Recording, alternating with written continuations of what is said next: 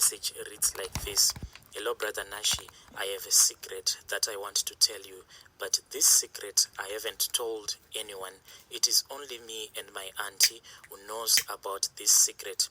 This secret has been eating me up for a while now, and I thought that if I should come here and if I offload this secret off from my chest, maybe I can feel better. So what happened is that my auntie helped me to cast a spell on my husband. This was after I had found out that my husband had been cheating on me with this other lady. It was not any other woman, but my husband chose to cheat on me with my best friend. This lady was my best friend. She was like a sister to me. I used to tell her everything about my marriage. There were many times that I used to face a difficult situation in my house. Whenever I would be feeling sad, or if me and my husband had an argument, I would go to my best friend to ask for advice, but I never knew that my best friend was going to turn around and stab me in the back. She betrayed me. My best friend and my husband betrayed me. Then there was a situation back home. I was supposed to travel back home, so I left my husband and my best friend in the city because my auntie's child was sick. So auntie called me if I could come back home so that I can help her take care of her child. So when I traveled back home, my best friend and my husband, they started to sleep together. I don't know if it was the first time that they were sleeping together, or maybe all along they had been sleeping together behind my back. Because when I came back, I didn't tell my husband that I was coming back to the city. When I arrived at my place, I noticed that my best friend was now pregnant and she was now living with my husband. Because when I arrived at home, I saw that my best friend was cooking. She was acting as if she was now the woman of the house, and she was not even bothered by the fact that she had stolen my husband from me. You could tell that these two people had been in love. When I asked her what was happening, she just said that I am sorry and that is the situation right now. Like, get used to it because we are now going to be sharing the same man. When I asked her what is going on between you and my husband, how did you end up in bed with my husband, she said to me, there was this other day your husband called me. He said I should come and help him with something in the house. After I had came, he just threw me to the bed and he started touching me. After that, we started sleeping together. I didn't have any choice. I wanted to get out of the house, but there is no way where I could go with my children. And as for my husband, at that time, I was so scared of him because he's an aggressive person. He doesn't want to be told what to do. It is always his way and his law in the house. So I just kept quiet. I didn't even want to start an argument with him. My husband later on decided to take my best friend because my best friend was staying right next the door. So he chose that my best friend should stop staying where she was staying so that she can come over and stay with us. Mind you, at that time we were only using 2 rooms. So my husband said to me, you are going to be sharing these 2 rooms. So I said, we cannot do that. Then he said to me, it means that I am going to give her the bedroom and you'll be staying in the kitchen. So my best friend now was now my husband's second wife. She was now staying in my bedroom.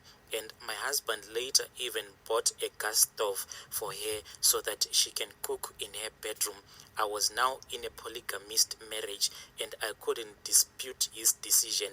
It was his decision that he had taken. Yes, I knew that they were in love, but to make matters worse, he had chosen to take this woman. At least if they had gone somewhere else to find another room to rent, at least I could get some peace. But now I was staying in the same household with this woman, with my best friend, knowing that she had stolen my man from me. And my husband said to me, I want you to behave and I want you to get along with your friend just like you used to. I don't want you to fight with your friend. Just love her and know that she is now my second wife, and I want you to keep this polygamous marriage a secret. I don't want you to tell anyone. Don't tell any of my relatives. He never wanted anyone to know, not even my relatives. Whenever people would visit us, we were forced to pretend like we were a happy couple, and I was forced to pretend like my best friend was sort of a mate or a sister to me. It was difficult, but whenever my relatives would come, I'll just pretend that my best friend is now my helper. So as time went on, I realized that my husband had fallen in love with my best friend. My husband loved my best friend more than he loved me. He never even tried to hide it, even when people were around. Instead of keeping it a secret, like he had told me that we must keep this a secret from the whole community, instead of him pretending like he had said that we should pretend, now he was showing everyone that he had taken my best friend to be his wife. My husband will just give it away that he's actually in love with my best friend. It was as if my best friend had cast a love spell on him. I felt so betrayed by my husband and by my best friend. I couldn't bear the thought that today he was going to be having sexual intercourse with my best friend. Then tomorrow he will be expecting that when he comes to my bed, I should enjoy sleeping with him. I felt so disgusted whenever you would force to have sexual intercourse with me. The pain was just severe, especially when I would see my husband being all over my best friend. I felt like I was now an outsider in my own house. I tried staying. I tried to pretend that everything is going to be okay. I tried to tell myself that there are other women out there who are also in the same polygamous relationships. I tried to comfort myself that this did not start with me. Even in the past, there were people who were involved in these polygamous marriages, but still the pain was just too much. Whenever I would look at my best friend, I would feel so betrayed. In the end, I ended up packing my bags, taking my kids, and I left them. I just said to myself, let them enjoy their love. Maybe I am the one who is disturbing them. I decided to go back to my parents, but on my way, I said to myself, let me stop by my auntie's place to see how she is doing. When she saw me that I had all my kids, she asked me, how were things at home? Then I said, Auntie, things are not okay. I explained it to her that when I had came over to the village to assist her in taking care of her sick child, my husband had chosen to take my best friend to be his second wife. Auntie was so hurt. As my auntie was speaking to me, she asked me if I still love my husband, and I said, yes, Auntie, yes, of course, I still do love my husband. If I divorce my husband right now, look at the economy. How am I going to take care of all these kids? I have to stick by my husband. This is the decision that he has taken, that he wants a second wife. But as for now, there is nowhere where I can get the money to take care of our kids. So I have to love my husband just for the sake of our kids. So as I was speaking, Auntie said to me, do not worry, I have a decision that I have taken. I think that I should go with you to see someone. Then we went to this traditional healer. My auntie had told me that this traditional healer was someone who can help me to get back my husband. All that I wanted was to win back the heart of my husband. We went there. When we arrived there, that traditional healer gave me some instructions about what I needed to do so that I can win back the heart of my husband. He told me that I should take some ashes and I should rub them on my husband's underwear. But since I was no longer staying with my husband, I knew that it was going to be very difficult. So what I did, I called my husband and I told him that we needed some money for some basic stuff. When I called my husband, he was so happy that now I was asking money from him. He still wanted me to be his wife, and he said to me I should send one of our kids to come back to the city so that our child can fetch the money from him.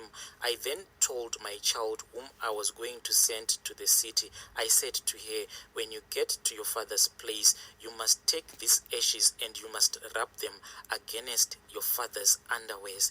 And that is what my child did. I, on the other side, me and my auntie, we also did a ritual that was supposed to be done. After a while, when my child came back, I stayed for a while, hoping that my husband will eventually come back to me, but he never did. Instead, things got worse on his side. I later heard that my best friend had ran away from our household and she had went back to where she was staying at first, right next door. My best friend was now cheating with several men where she was staying, and she ended up breaking up with my husband. My husband later lost his job. After my husband had lost his job, he started calling me 24/7. Whenever my husband would call me, he would always say to me, please, can you release me? I know that there are things that you have done to me. All that I am asking from you is, can you please release me? My husband kept on calling me each and every day. He would be like, please, can you release me? I know that there are things that you have done to me. Can you please release me? You are the reason why my wife has ran away from me. Can you just release me? And he was saying that I was the reason why he had gotten fired from his job. He asked me how will he be able to work and take care of me and the kids if I was refusing to release him. But whenever he would ask me to release him, I denied knowing anything. I said, I don't know what you are talking about. I never did any ritual. This bad luck that is following you, it is because of your behavior. Look how you betrayed me. I never went anywhere to consult any traditional healer. I didn't cast any bad spell upon you. It is God who is taking his revenge on you. The reason why I was denying all of his accusation, it was because I wasn't sure if it was the ritual that was causing all of this, because according to the traditional healer that we had consulted, me and my auntie, he had gave us the guarantee that my husband will come back to me, and he never said anything about my husband losing his job. But my husband kept on calling me, giving me several complaints. All along, when he was calling me, asking me to release him, I was keeping this as a secret from my auntie because I was afraid to tell my auntie. But later I had to tell her. This was after my husband had told me that his manhood was no longer working. So I said to auntie, those things that we did, my husband is calling me, is facing bad luck. Now he is saying that his manhood is no longer working.